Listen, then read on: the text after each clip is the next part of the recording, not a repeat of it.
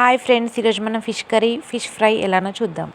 So first fishes అనేవి మనం మంచిగా కలబెట్టుకోవాలి. అందులో ఉప్పు, కారం, అల్లం వెల్లుల్లి పేస్ట్, పసుపు, కొంచెం ఆయిల్ వేసుకొని మంచిగా కలబెట్టుకొని ఒక హాఫ్ అన్ అవర్ పక్కకు పెట్టుకోవాలి. ఆ తర్వాత ఆనియన్స్ అనేవి ఇలా మనం రోస్ట్ చేసుకోవాలి మంట పైన.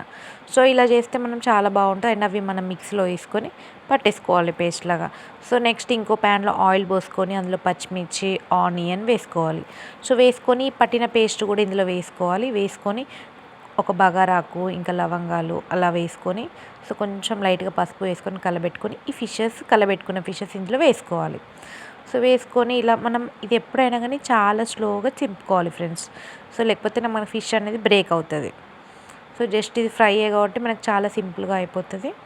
సో మనం అడగంటకుండా చూసుకోవాలి. అండ్ ఫిషెస్ అనేవి మంచిగా బాయిల్ అయితేనే మనకి టేస్ట్ అనేది చాలా బాగుంటుంది. ఇంకా టేస్ట్ కావాలంటే కొంచెం లైట్గా కరివేపాకు కూడా వేసుకోవచ్చు. సో చాలా బాగుంటుంది, ఇలా ట్రై చేయండి. సో ఇది మనం మెల్లగా తిప్పుకోవాలి.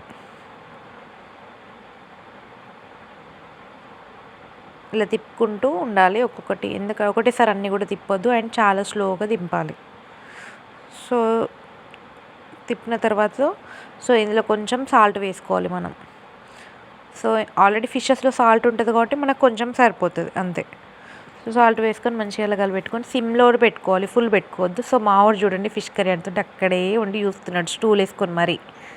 సో నేను చేస్తావా అంటే చేస్తా అనేసి తను కూడా మెల్లిగా చేస్తున్నాడు కుకింగ్ చేసినట్టుగానే. సో ఫైనల్లీ కొత్తిమీర వేసుకోవాలి అంతే.